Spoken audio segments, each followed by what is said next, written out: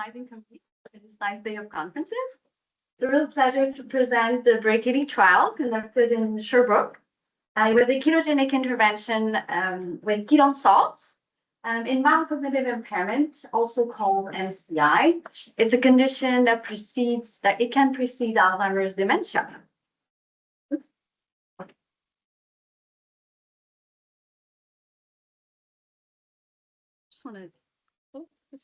Perfect.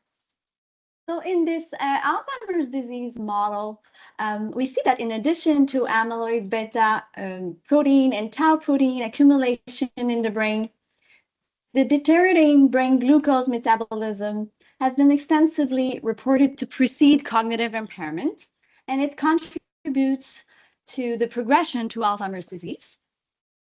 And PET imaging studies have clearly established that mild cognitive impairment is already characterized by lower brain glucose uptake, particularly in regions of the parietal lobe, and it contributes these regions progression of mild cognitive impairment to Alzheimer's dementia. However, the uptake of ketones, which are the brain's main alternative fuel to glucose, it remains normal both in MCI and mild Alzheimer's disease, and even in the parietal regions. So this is clearly exposed in this Nature review on brain energy rescue. And so the brain hypometabolism in aging and in mild cognitive impairment is specific to glucose. There's no deficit in the capacity of the brain to take up ketones. So the persistent brain glucose deficit, it contributes to a vicious cycle that leads to brain energy exhaustion and also brain dysfunction. And the brain energy rescue, the strategies with ketones is by filling the brain energy gap and by providing more fuel to the brain. And ketogenic interventions can promote the production of ketones in the liver, which are transported to the brain and metabolized in neurons for the production of energy. But something that is less discussed and much less present in clinical studies is that white matter consumes and needs a lot of energy. So white matter is all the wiring in our brain that connects all the different brain regions, so all the connections. And it consists in the axons in the neurons, which are wrapped in myelin sheets that are represented in turquoise here. So, and the myelin sheet insulates the axon and promotes very rapid transmission of the signal. And the white matter connections can be imaged in vivo and reconstructed from a specific MRI sequence, which we call diffusion weighted imaging. And the communication process in our brain also needs slightly more energy for the white matter compartment than for the gray matter compartment. So the white matter consists in the axons, but also in the oligodendrocytes in blue, which produce the myelin sheets. And the white matter energy supply is crucial for adequate axonal function, in part because the oligodendrocytes need a considerable amount of energy, most of the time glucose. And in brain development, these needs are up to two times higher than for astrocytes, for example. And this is in part because the constant remodeling of myelin throughout life and even during the entire adulthood period. So a couple of years ago, our team conducted the benefit trial. It was a trial in a 6-month implementation with medium chain triglycerides, or MCT. It was a mild cognitive energy status in the participants, and they all underwent a cognitive assessment before and after the supplementation, and the benefit trial showed great results with improved cognitive outcomes in multiple domains, episodic memory, executive function, in language, also in processing speed. And half of the participants were also able to do a brain imaging protocol. And we showed that the ketogenic supplementation highly increased the brain gray matter ketone uptake using PET imaging and a PET ketone tracer. And the ketogenic supplementation also highly increased the white matter connections energy uptake. And finally, it also improved the functional connectivity assessed using resting state functional MRI, so in specific brain networks. And this improvement was strongly associated with the increase in brain ketone uptake. So this trial led to the approval of medium chain triglycerides in 2022 as natural products to treat mild cognitive impairment.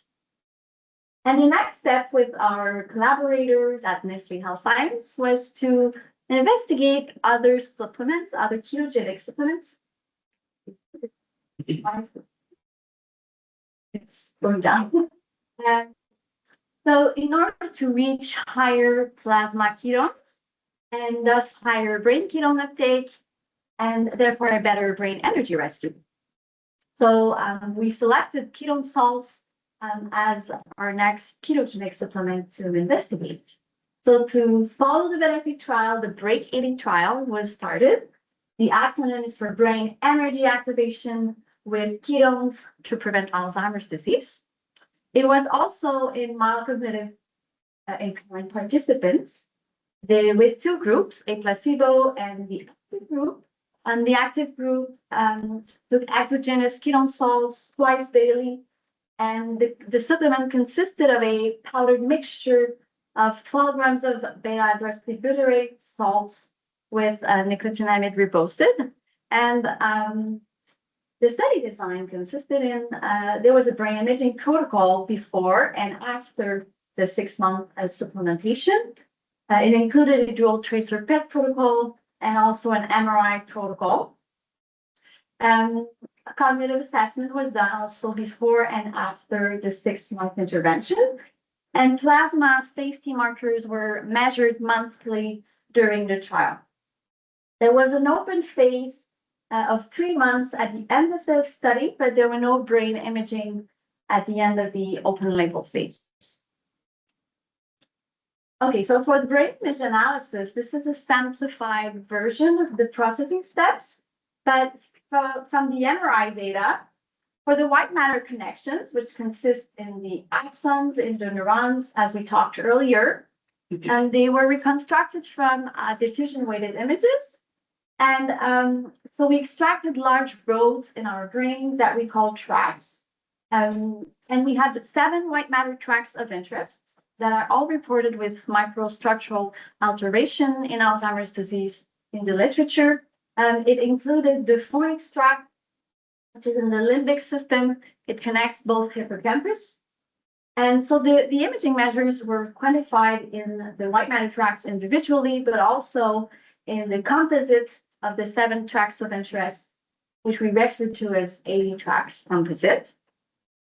Next, we computed many MRI measures, including ones that quantify axonal integrity, but also myelin-sensitive maps from using the data from magnetization transfer imaging.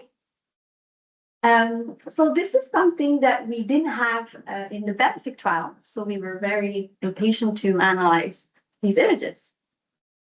A PET protocol was also performed with 2 radio tracers, one for ketone, acetoacetates, and one for glucose, FGG. And the brain glucose and ketone metabolic rates, which are quantitative measures, they were quantified from the PET images using PMO software. And we registered these PET tracer maps to the diffusion MRI space to quantify the energy uptake that occurs along the white matter tracts. And the final step was to compute these multi-track measures. So here we see an imaging measure along a specific white matter tract, and each tract was separated along its length into 5 sections to provide track profiles of imaging markers along each tract of interest. Okay, so for the results of the study, so the participants were slightly younger than in the benefit trial, And the mild-cognitive impairment criteria were that participants had to have subjective memory complaint and had to score between 20 to 25 on the MOCA scale, and they have to have preserved functional autonomy with a score lower than 9 on 30 on this specific questionnaire. So unfortunately, the ratio of males to females was significantly different between both groups at baseline. And also there was a trend of higher white matter hyperintensities, the total volume in the active group. So we had to include these variables as covariates in our statistical models. Okay, so after the 6-month intervention, the ketone uptake, which is the metabolic rate of acetoacetate, it was highly increased in the active group, so with a total increase of 2.4-fold in the total gray matter, and there were no significant changes after 6 months on placebo. And in the active group, so the ketone uptake increase ranged from 2.3 to 2.6-fold in the active group. This is what we expected, but based on the benefit trial. But we're always happy to confirm in vivo in the brain the effectiveness of our intervention. And for the glucose tracer, there were no change over 6 months in either group. Now, for the white matter analysis, here are the 7 white matter tracks of interest and their track profiles of ketone uptake before and after the intervention. So the upper lines are the post-intervention data. And we found that for every tracks of interest, the ketone uptake was significantly increased pre to post intervention with a ranging from 3.1 to 3.6-fold increase. This is for the active group. So this is also what we expected based on the benefit trial. But to sum up, the ketogenic supplementation worked really well, and we'll discuss these results a little later in the presentation. Now, as I said earlier, the MRI protocol included a sequence from which we can compute myelin-sensitive maps, such as the magnetization transfer ratio, also called MTR. Magnetization transfer imaging is sensitive to changes in the myelin content in the white matter. And here we can see the track profiles of MTR signals, so the myelin density for our 2 groups along the fornix tract, so before and after the 6-month supplementation. And we found a reduction of 10% in the body of the fornix after 6 months in the placebo, and no change in the active group. So MTR is extensively used in multiple sclerosis studies, and it's a measure that is extremely stable in time. So in longitudinal studies, so it's really interesting that we were able to capture this magnitude of change in our placebo group. So on the right, we see glass frame representations of the fornix tract averaged for each group, and the streamlined colors correspond to the group average of changes in MTR, so post minus pre-data. And we see this reduction of MTR in yellow that is present in the placebo group and less present in the active group. There were no significant changes for the other 6 tracks of interest, but when we look at the average measure, so this is for the whole track, we saw this reduction of MTR in the placebo group, but also for a second white matter track, the posterior cingulum, with a reduction in the placebo group. And when we compare the changes of the myelin, between both groups and correcting for sex and white matter hyperintensities, we saw a significant difference between both groups with a large effect size. And then we analyzed a second measure computed from the magnetization transfer MRI sequence. It's the MT saturation or MT stat measure. And we also found this reduction in the placebo group after 6 months and not in the active group. Okay, so in the trial, the cognitive assessment also included measures of processing speed. So here it's the trail making test, and specifically the motor speed condition, where you have to connect all the circles as quickly as possible.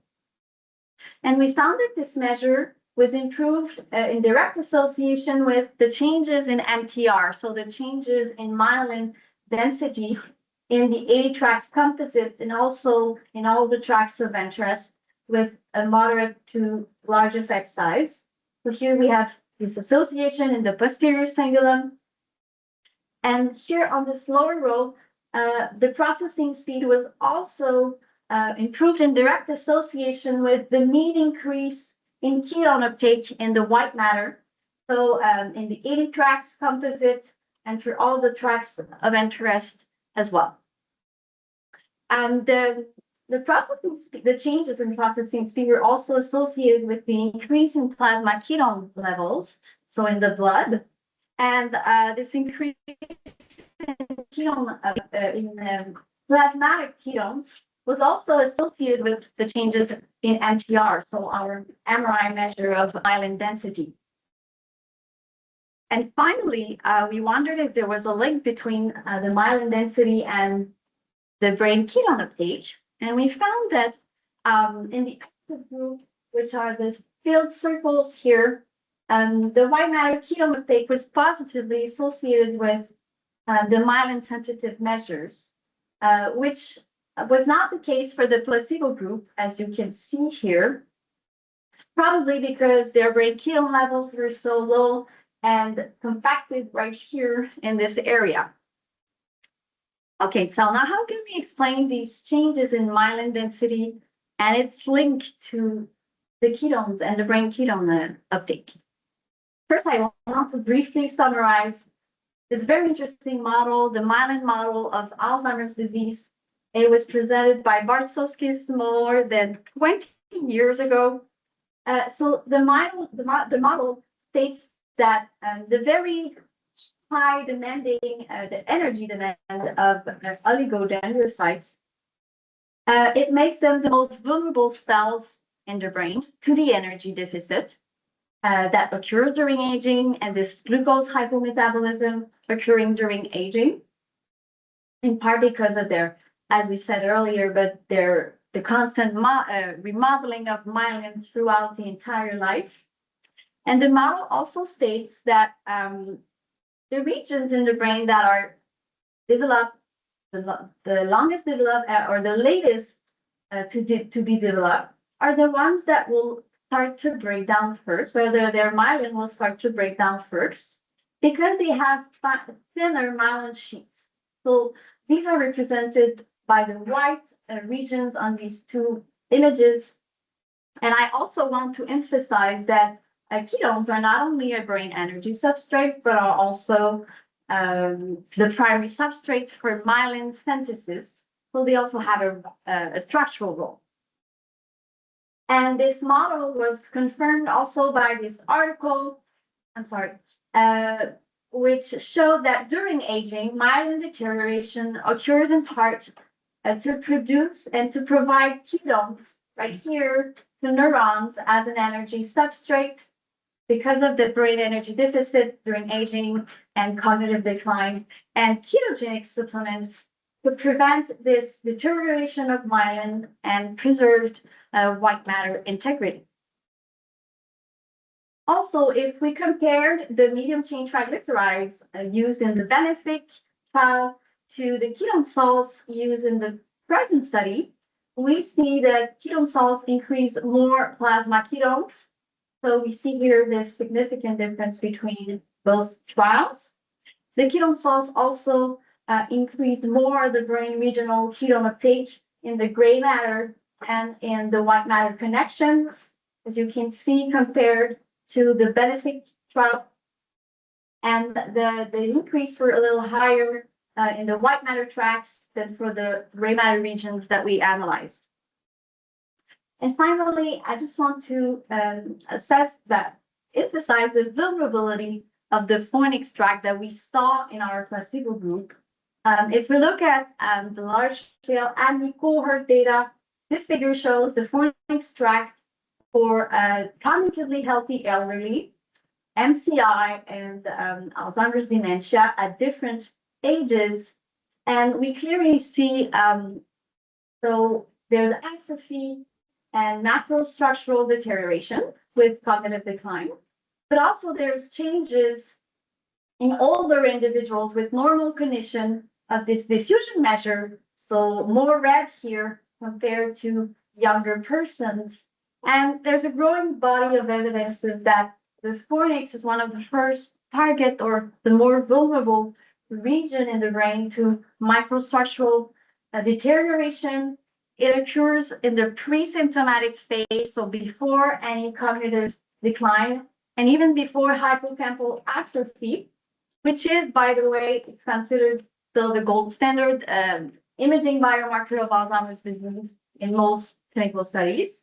But it's interesting that we were able to see this vulnerability of the fornix in the placebo group of the BREAK-AD trial. And when we looked at the MTR measure, so the MRI myelin sensitive measure.